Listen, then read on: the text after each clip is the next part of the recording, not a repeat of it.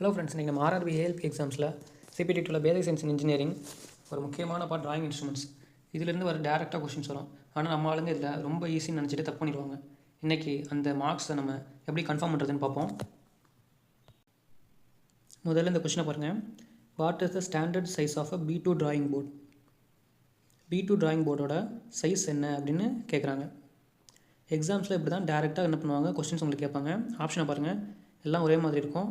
இதுக்கு ஆன்சர் தரனா கவலைப்படாதீங்க, இந்த வீடியோ முடிஞ்சதுக்கப்புறம் நீங்களே சொல்லுவீங்க.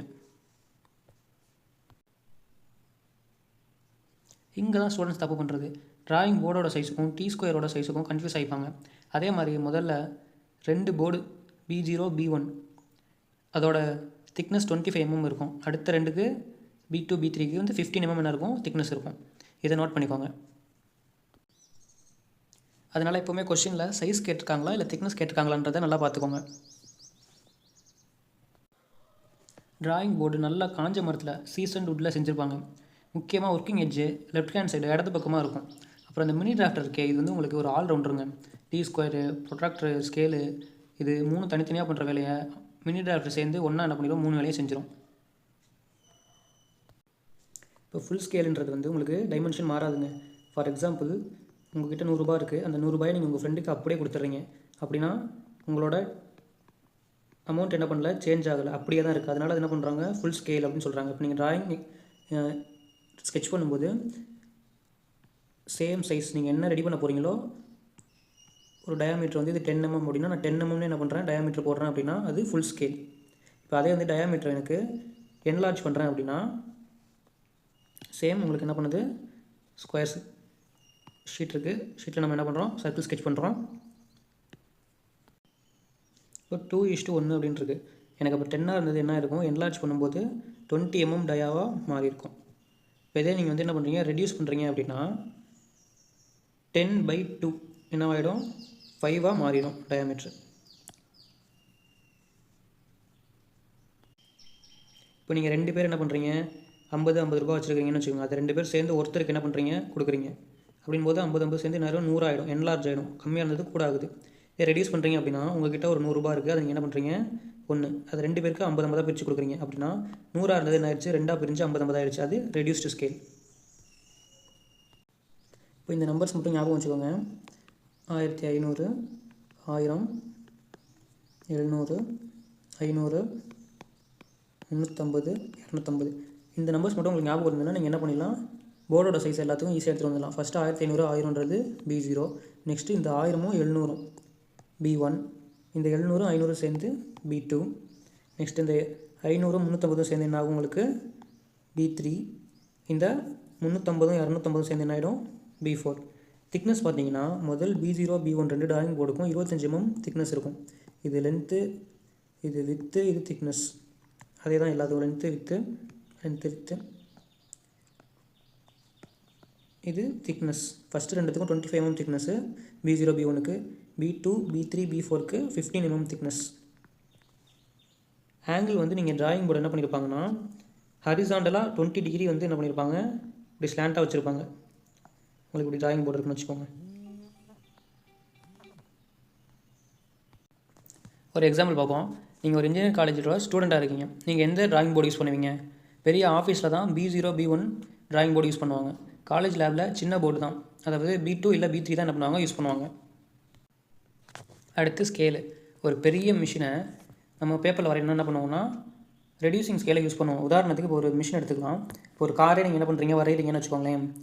காரோட லென்த்து என்னாகும், ரொம்ப அதிகமாக இருக்கும். இவ்வளோ மீட்ரு அப்படின்னு இருக்குன்னு வச்சுக்கோங்களேன்.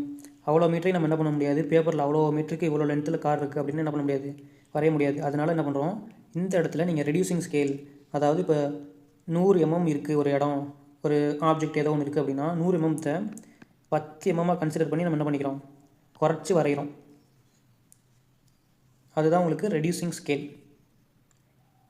இதுவே ஒரு சின்ன வாட்ச் பார்ட்ஸை பெருசாக வரையணும் அப்படின்னா ரொம்ப குட்டியாக வரைஞ்சால், இப்போ வந்து ஒரு வாட்ச் இருக்குது. வாட்ச் வந்து ஒரு டயாமீட்டர் வந்து ஒரு 30 mm இருக்குன்னு வச்சுக்கோங்களேன். இந்த 30 mmல நான் 30 mm தான் அப்படின்னு வரைஞ்சேன்னா எனக்கு என்ன ஆகும், குட்டியாக இருக்கும். ஆனால்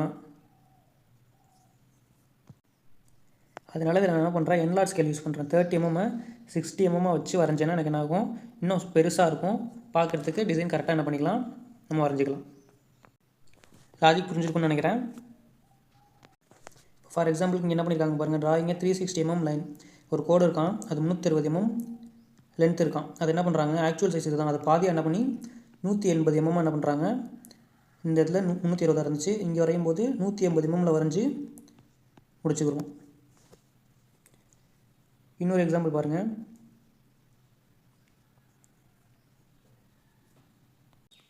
இது ரெடியூசிங் ஸ்கேலுக்கு பார்த்தோம். இப்போது என்லார்ஜிங் ஸ்கேலுக்கு பாருங்கள். சேம் 180 mm இருக்குது ஒரிஜினல் சைஸு. அதை நான் என்ன பண்ணுறேன், 360 mmக்கு வரைகிறேன். அப்படின்னா அது என்னது, அதிகப்படுத்துகிறோம், என்லார்ஜிங் ஸ்கேல்.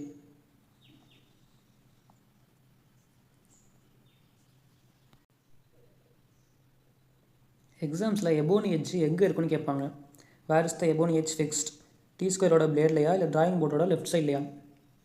இதில் நிறைய பேர் என்ன நினைப்பீங்க, டி ஸ்கொயரில் இருக்குன்னு நினைப்பீங்க. ஆனால் அது டிராயிங் போர்டோட லெஃப்ட் சைடில் இருக்கும். பேட்டன்ஸ்க்கு மேலே என்ன பண்ணியிருப்பாங்க, உங்களோட எபோனி எட்ஜு லெஃப்ட் சைடில் ப்ளேஸ் பண்ணியிருப்பாங்க. அது மேலே தான் உங்களுக்கு டி ஸ்கொயர் என்ன இருக்கும். இன்னொரு ட்விஸ்ட்டு, செட் ஸ்கொயர் வச்சு எந்த ஆங்கிளில் வரைய முடியாதுன்னு கேட்பாங்க. ஞாபகம் வச்சுக்கோங்க, 15ஓட மடங்களை மட்டும் தான் நம்ம என்ன பண்ண முடியும், செட் ஸ்கொயர் வச்சு வரைய முடியும். 15 mm, 30 mm, 45 mm, 60 mm இந்த டிகிரியில் தான் என்ன பண்ண முடியும், 15 டிகிரி, 30 டிகிரி, 45 டிகிரின்னு நம்ம என்ன பண்ண முடியும், வரைய முடியும்.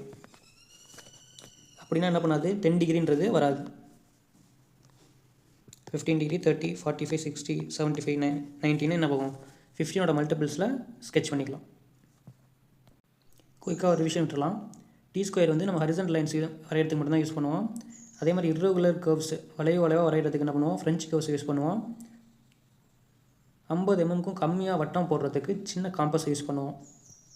ப்ரொட்ராக்டர் யூஸ் பண்ணி 0 டிகிரிலேருந்து 180 டிகிரி வரைக்கும் என்ன பண்ணிக்கலாம், செமி சர்க்குலர் ஷேப் நம்ம என்ன பண்ணிக்கலாம் யூஸ் பண்ணி எத்தனை டிகிரிக்கு லைன் வேணுமோ அத்தனை டிகிரி லைன் போட்டுக்கலாம். இப்போது உங்களுக்கான ஒரு கொஷினுங்க, the angle of the drawing board with horizontal is. Drawing போர்டை தரைக்கு இணையாக நம்ம என்ன பண்ண மாட்டோம், வைக்க மாட்டோம், ஒரு சின்ன சாய்வில் வைப்போம். அது எத்தனை டிகிரி அப்படின்னு கேட்பாங்க. யோசித்து கமெண்ட் பண்ணுங்கள். இப்போ ரெண்டாவது question, which instrument is called a multipurpose tool அப்படின்னு கேட்குறாங்க. இதுக்கு ஆன்சர் பார்த்தீங்கன்னா நமக்கு மினி டிராஃப்டர். எதனால் நம்ம மினி டிராஃப்டர் இதுக்கு ஆன்சர்னு சொல்கிறோம், ஸ்கேலு, ப்ரொட்ராக்டரு, டி ஸ்கொயரு இதோட 3 வேலையை என்ன பண்ணிடும், மினி டிராஃப்டரே பண்ணிடும். இது ரொம்ப முக்கியமான ஆர்ஆர்பியில் ப்ரீவியஸ் இயர் கொஸ்டினில் கேட்கக்கூடியது. ஆன்சர் செக் பண்ணிக்கோங்க. B2 போர்டோட drawing board size 700 × 500 mm. Board அந்த டில்ட்டாக இருக்கக்கூடிய ஹரிசாண்டல் ஆங்கிள் 20 டிகிரி. மினி டிராஃப்டர்ன்றது மல்டிபர்பஸ் டூல். ஏன்னா அது ஸ்கேலு, ப்ரொட்ராக்டரு, டி ஸ்கொயரோட 3 வேலைத்தையும் என்ன பண்ணுது, சேர்த்து பண்ணுது. இந்த மாதிரி சின்ன சின்ன விஷயங்களை தெளிவாக படித்தா இன்ஜினியரிங் டிராயிங்கில் ஃபுல் மார்க்ஸ் எடுக்கலாம். அடுத்த கிளாஸில் பென்சிலோட டைப்ஸ் பற்றி பார்ப்போம். மறக்காமல் பேரரசன் அகாடமி யூடியூப் சேனலை சப்ஸ்கிரைப் பண்ணிக்கோங்க. அப்படியே பக்கத்தில் இருக்க பெல் பண்ணி கிளிக் பண்ணி ஆல் செலக்ட் பண்ணிக்கோங்க.